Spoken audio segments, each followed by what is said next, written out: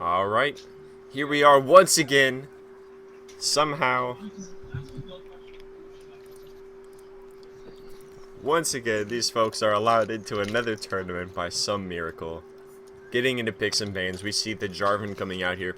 Interested to see if this is going to be a ban directed at the top laner or at the jungler. Lucian coming out. Pretty strong right now. Pretty obnoxious in lane. And not super mobile to dodge out of the skill shots.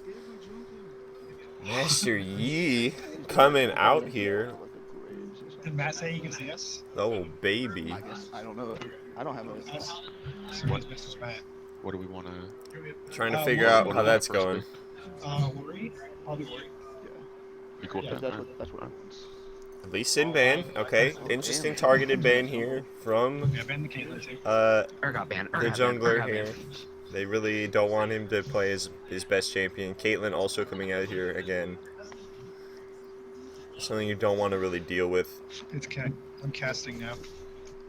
Matt's working it out. It's probably gonna go echo like this ban. Watch it. Oh, there it is. I did actually promise him that I thought that left Now noticeable things here. Is Orianna going? Echo left up. Orianna left up. The Gragas is also left up, something that was really popular last tournament with them. Although they did have a different top laner at the time, they've made a roster swap since then. Triple ban, or triple AD. Darius could be coming out. In the last tournament, they proved to be pretty strong against them. It's going to be interesting to see if they do lock this one in here. Misfortune locked in. Is that an AD carry? Is that a support? I'm cool with Nautilus. I'm cool with Nautilus into that, yeah. Sure. Could be flexed. Could potentially be interesting. Caleb, who are you? Okay. We don't. I'm going not. We don't need him to go tank. He can go some dust.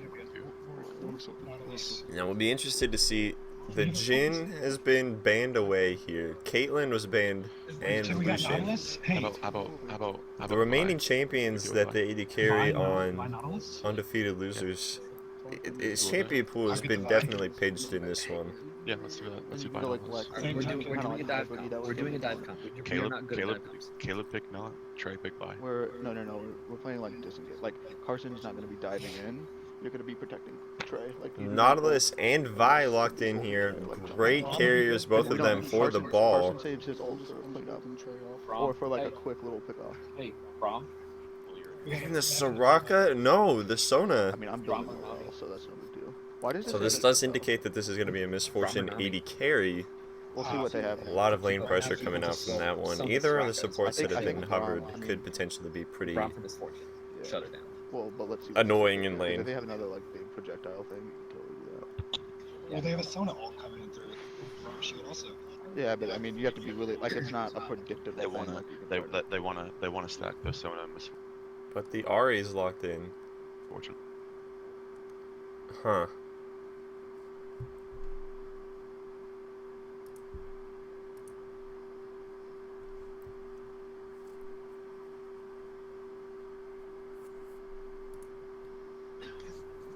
Ahri and Skarner locked in here. We have Ashe, Jinx. Interesting choices. The Skarner could potentially be something that's going to be able to skirmish this Vi in the jungle, depending on where those crystals are. It's up to you. Interesting amount of mobility coming out of the mid lane here. Pretty good pick into Orianna. I've already picked. Yeah, Levi Brom. Levi Brom. Jinx locked in once again. A strange fascination with the hyper carry into a team with a lot of lockdown. A lot of damage. Not sure. The Braum can definitely block the Misfortune ultimate. like Trey. But that's about it. The rest of the damage is really not going to be something that the Braum's going to be able to shield unless he decides to throw up the shield for a charm. If he builds Proto Belt. And Leona coming out for the final pick here. Very, very strong CC composition. Definitely designed to really blow that Jinx up. She's going to have a really hard time in these team fights if the rest of the team does not heal for her. Nautilus may even have to resort to ulting somebody like the Skarner or the Darius to prevent them from getting to the back line. Alright, on to the Rift. game number 1. Undefeated losers. YMBTT. Skarner being the big surprise pick here. Gonna be interested to see what he pulls out here. Going for the Stoneborn, I believe. Keystone. He's gonna have to proc his E on multiple times in a team fight in order to really get the most effect out of that one. I personally would have liked to have seen the Curse of the Colossus. That just gives you a little bit more durability as you do go in to try and get that ult pick onto somebody. But you can see the merits from going Stoneborn. Meanwhile, on the other hand, I'd rather see the Braum go with Stoneborn rather than Curse of the Colossus. He should be landing multiple Qs in a team fight. And your ulti's pretty easy to proc across multiple members, especially if the Jink's going to be building something like a Runaan's. Once again, it's just easy to get the healing procced off of that.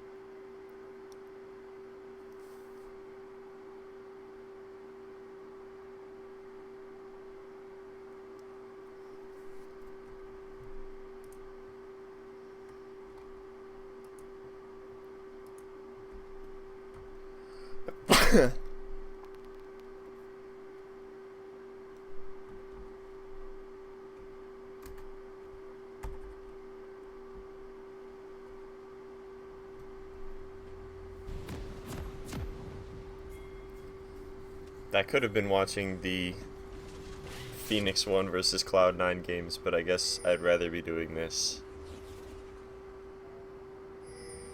I guess. And you can see the pings coming out here, setting up for what looks like a standard 5-man fan out. Trying to be wary of any sort of invades. Leona level 1, pretty strong, not, you know, like a Blitzcrank or Morgana. You can set things up depending on which skill you start. You can see here she's already skilled her Q. That's useful. Level 1, you can take out wards with it, with the auto attack reset. But it doesn't look like they're going to be anywhere near any wards, so it's going to be just a standard blue side start here for the Skarner. And it looks to be a red side start from the Vi.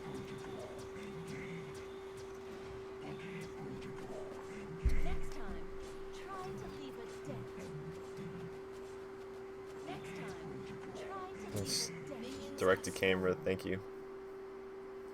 Oh, much better. Warded on red side near the red buff for the red team. And no wards on blue side for the blue team for their red buff. And one cheeky ward over the wall there near the dragon pit will spot out any invades should he go around that bottom side of the dragon pit. In lane, the Ori matchup is pretty interesting. I would say it's going to be a skill matchup. It's really going to be up to the Ari to dodge out of the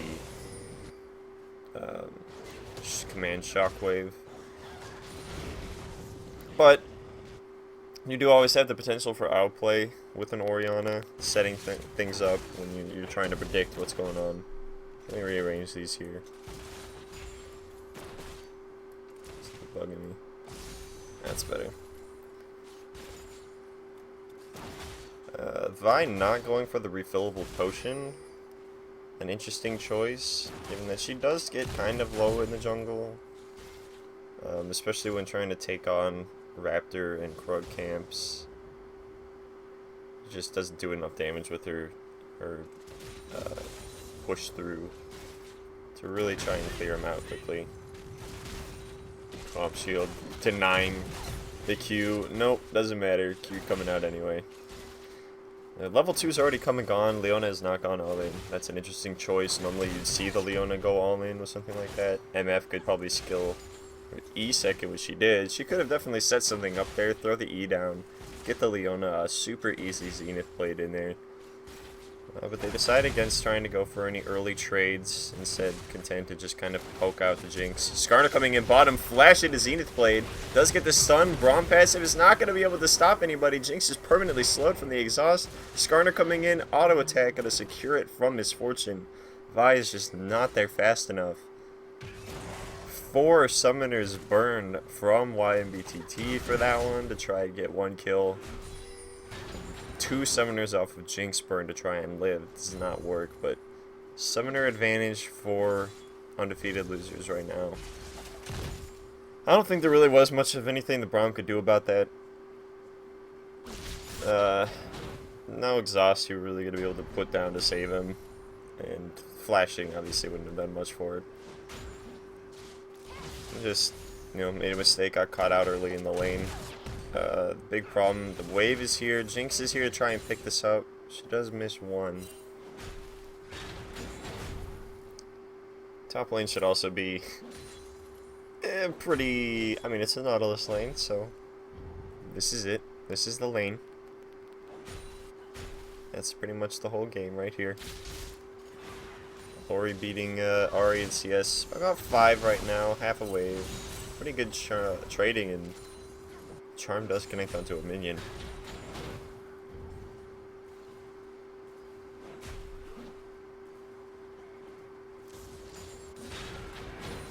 MF coming back to lane with a longsword and boots. Normally you could make the argument for boots purchase this early on. But there's really not that many like skill shots or anything that's just going to be trying to dodge with those boots.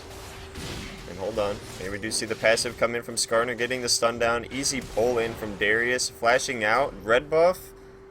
And flash under the turret, but does not connect with the outer ring of the Q. Not going to do enough damage. The bleed was good, the red buff was good, just not enough there. They do trade flashes. Darius's flash definitely worth a lot more than Nautilus's flash. Obviously Nautilus has that reposition in the dredge line. Not going to be super worried about that one. But they are demonstrating this easy CC chain that they can do in pretty much every lane. Set up with a Skarner, slow into a passive stun from him, just long enough for you to line up any sort of additional crowd control effect. It's gonna definitely be scary. Interested to see what Jinx builds first item. I'd be hoping to see, honestly, I'd be hoping to see a blade coming out here. You're gonna need the lifesteal. You're gonna need to be able to shred through Leona, through Darius, through Skarner. And you can save the active to even try and peel from a Skarner, maybe even force out a flash if he tries to go all in for you.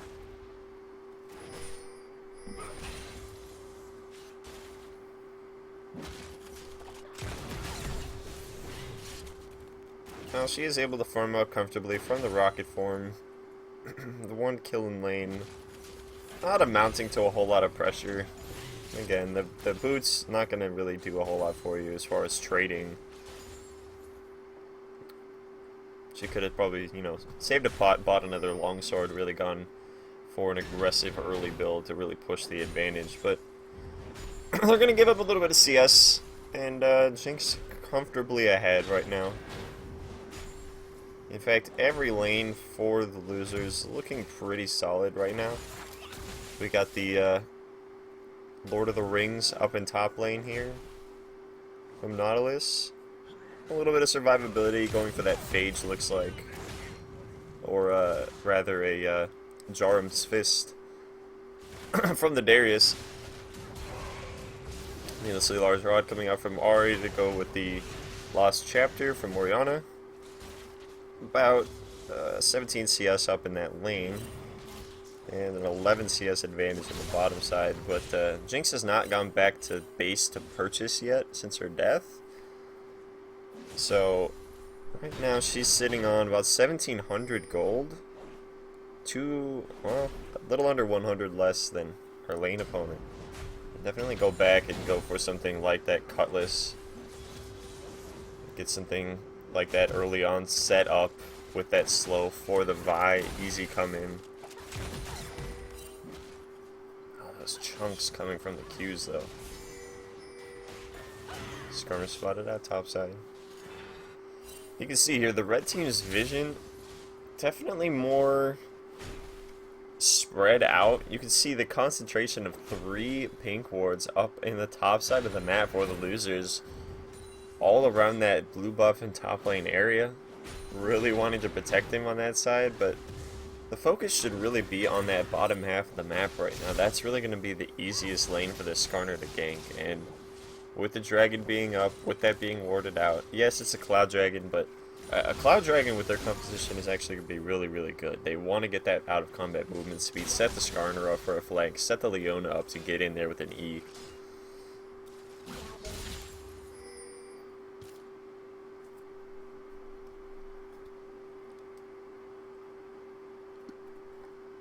Going to be seeing a warrior enchant, looks like, coming out of the Vi, and a Cinder Hulk, I believe, going to be coming out from the Skarner. Really going to be trying to settle into their roles. Vi's going to be committing a little bit more towards damage. I'll be interested to see if she does build something like a Starax Gauge or a Maw to try and become a little bit more full bruiser. The Nautilus is definitely going to be tanky, but the chains connect here. Braum Q. And a great shield, going to be blocking all the damage from the Misfortune ultimate, but they don't decide to commit for it. They probably could have gone in there before the Ahri showed up, with the Ori following the roam, but content to just get the flash and the ultimates out from both of them. Vi looking towards a gank in the mid side here. Skarner's up on top, but he's not going to be close enough to really get in there. It is warded out. Vi's just kind of wasting her time around here. Does kind of want to go back, looking towards Scuttle Crab. And Skarner, now at this point, realizing there's not much point of ganking top lane without some sort of amazing CC chain from another member coming in.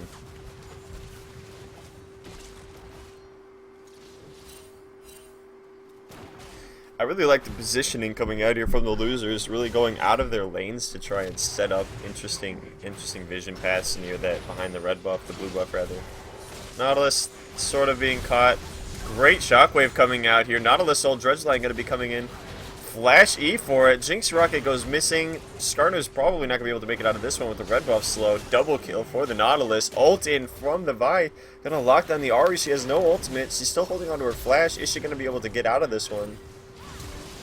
Held onto the flash. Oh, does bait the Vi into going just a little bit too far. Taking the turret for it. Overall, all things said and done, a 2-for-1. Yes, the kill goes over to Ahri, and yes, that could be a potential issue, but Orianna's up 22 CS in that lane currently, and the Nautilus is really just going to become unstoppable if he gets another fight like that one. Especially not even 12 minutes into the game, already halfway done with his Sunfire cape. And another 20 CS up there. And another 8 CS in the bottom side. You can see, interestingly, from the Leona, not very many shield procs coming out from her. The Braum's definitely making more use out of that passive. Interested to see.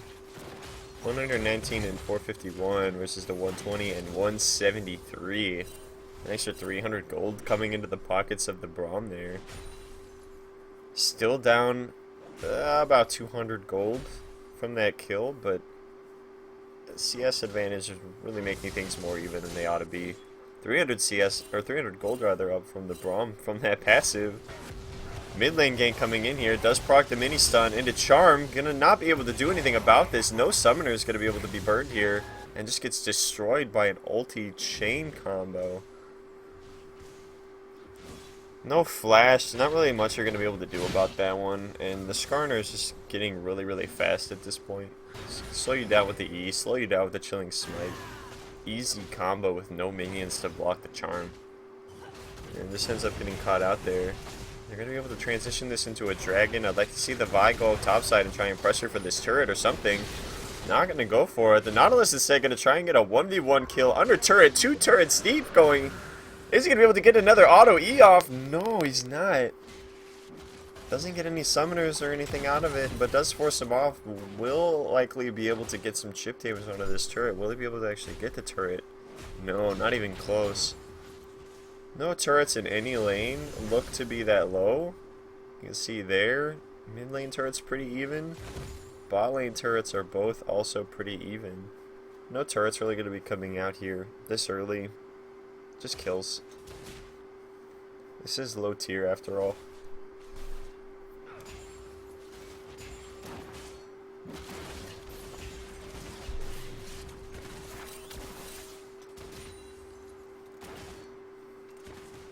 So, we see what looks to be an Infinity Edge build coming from this Jinx.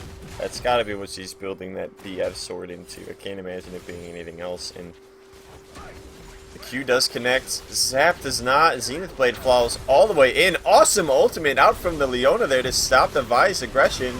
Misfortune, not going to mean a whole lot with that Braum shield in the way. Are they going to be able to follow this one up? Exhausted and zapped under turret. Braum passive going to land. They are able to get a double kill. The 4 versus 2 in bot lane. The Leona actually coming out pretty impressive there. Might have even been able to turn that one around had the Skarner or the Ori followed up. Instead, they may end up losing this turret, the Jinx, with the Zeal, rather. Going to be able to do quite a bit of damage.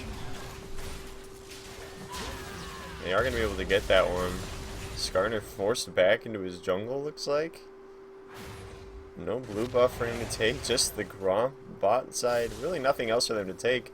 At this point, they need to transition top side, just 4-man push that top lane turret. Have Ori stay mid. She's probably not going to lose that turret if she hurries up there.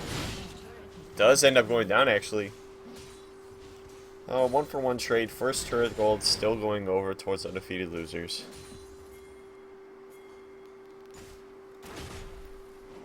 We really need to transition the AD carry to top side though. That turret's already at about half health.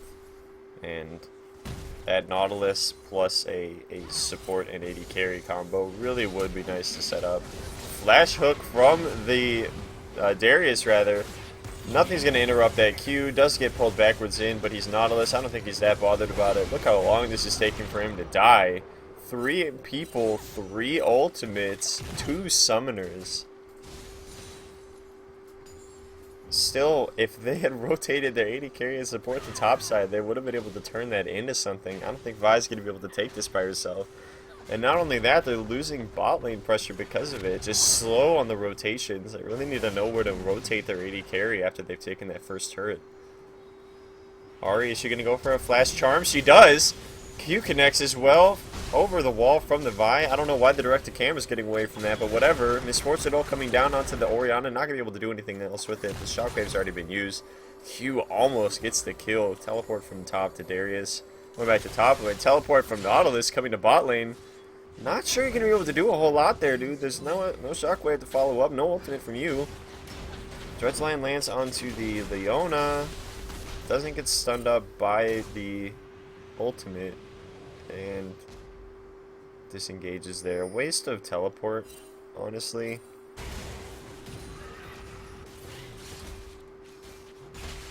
You can see now they've kept their duo top.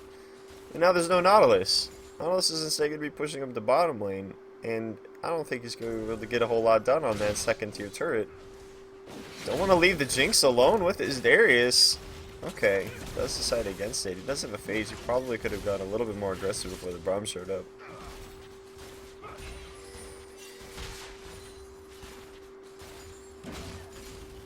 Dragon looks to be another Cloud coming up here in a minute and 36 seconds.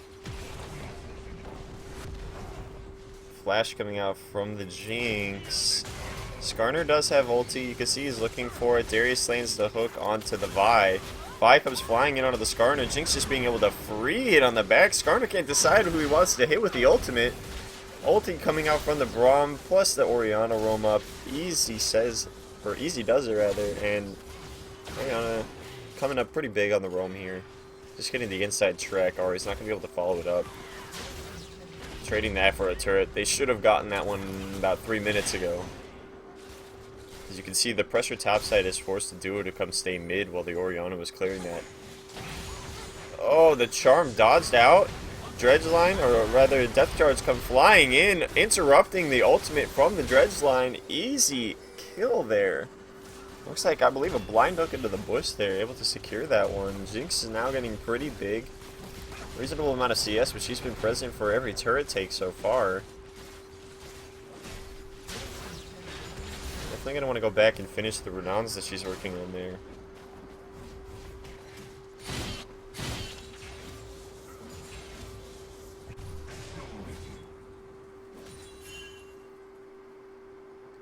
Dragon coming up in 10 seconds. Second Cloud Drake, if the red team was able to secure this one.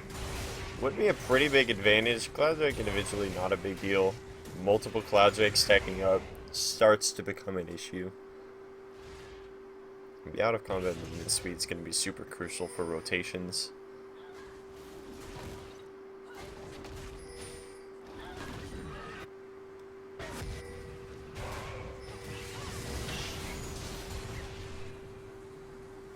As an aside, the Slayer Jinx skin is probably the worst Jinx skin in the game. One of the worst skins in the game, rather, and just awful. And I believe it even reduces the amount of damage that you do to everybody. Flash out from Misfortune, dodging out from Brahm's Q. Easy summoner there, actually.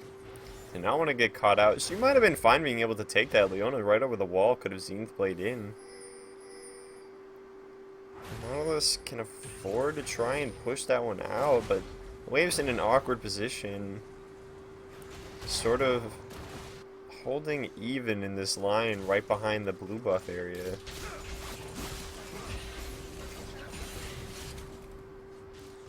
Jinx on this turret, finish the Renan. It's going to be able to get an easy turret before any fights break out here. And that's really what you've got to do. If you're going to commit to getting a Jinx, if you're going to commit to getting a Runan's first item, you've got to go with the rotation. Move with the Jinx. Move around the map. Take those turrets. Take the free gold. You're not going to be able to necessarily win any team fights outright because your damage is not super high, just a lot of attack speed. Dredge line lands onto the Skarner, passive, plus the Braum Q, gonna be able to get the stun. Ori following up. Jinx got onto the backside by the Ahri, gets half health, but it doesn't matter. Skarner goes down and uses his ultimate too. Interesting choice there. Probably would have liked to have saved that one for when he respawned.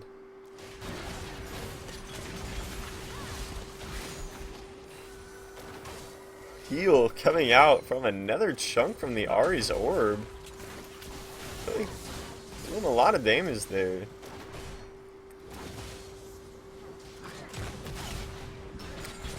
Ahri also going for what looks to be a Morellonomicon's second item. Would have much rather liked to have seen something like an Abyssal Scepter coming out here. At this point, if you're going to commit to a Morello, I will much rather see it as a first item. You've committed a little bit more towards damage if you're going to be building something like a Luden's Echo.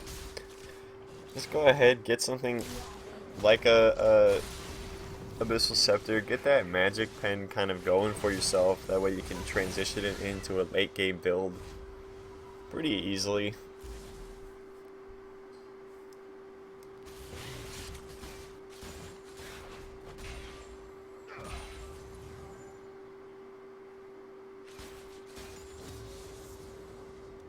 The Injury's Torment, second item here from Oriana.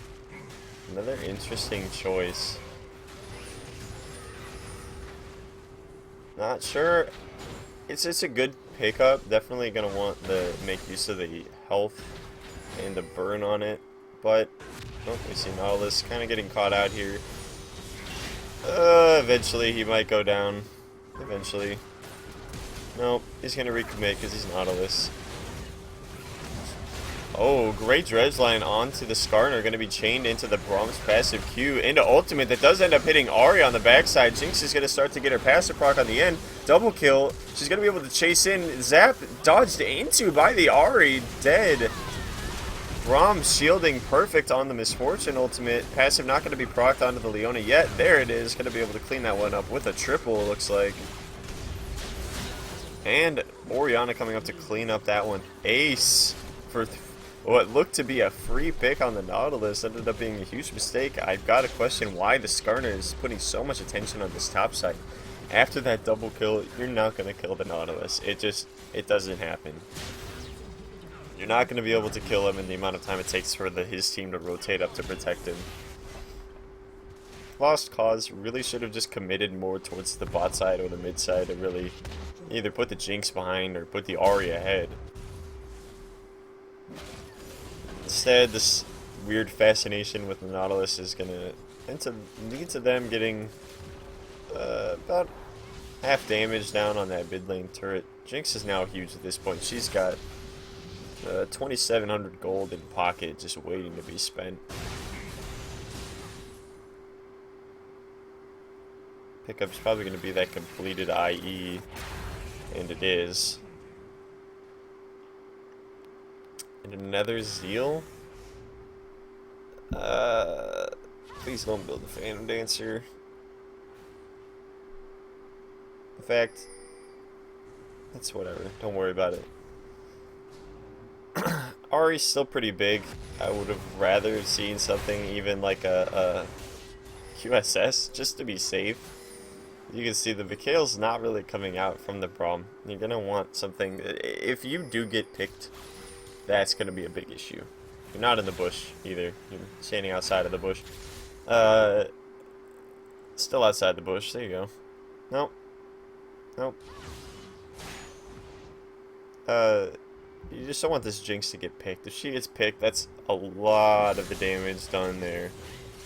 And you can see with the Skarner and the Darius itemizing towards magic resist, the Oriana is probably not going to be able to clean up by herself.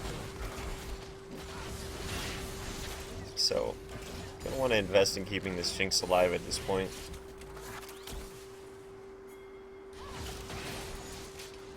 Another half health chunk from the Q on Ahri onto this Jinx.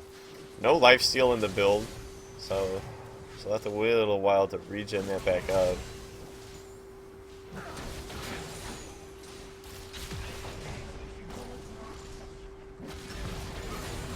Sieging up this mid turret. Bot lane wave is going to be pushing for the red team, so that's going to be something they're going to want to take care of eventually before that gets to the inner turret. They have a little bit of time since the Misfortune is going to be stuck in base trying to clear out the top inhib area. Skarner not committing for an ultimate. Dredge line onto Leona. Ultimate doesn't end up stunning anybody. Huge shockwave into the buy engage. Oh, but the red team may end up trying to pick this one off. No, Jinx can just stand still and auto attack. So many shields coming out here. Between the Braum and the Oriana, Jinx can just stand there and proc the dangerous game to stay alive. Misfortune getting that first kill early on and not even doing anything with it that fight. Super minions in the base with an ace on there. About another 12 seconds before anybody else comes up. Misfortune's dead. Game's probably going to end right here. Just under 27 minutes. And it does look like that's going to be it. 19-4 with a 15,000 gold lead. 10 turrets to 2 undefeated losers close out the first game. Pretty clean, pretty quick.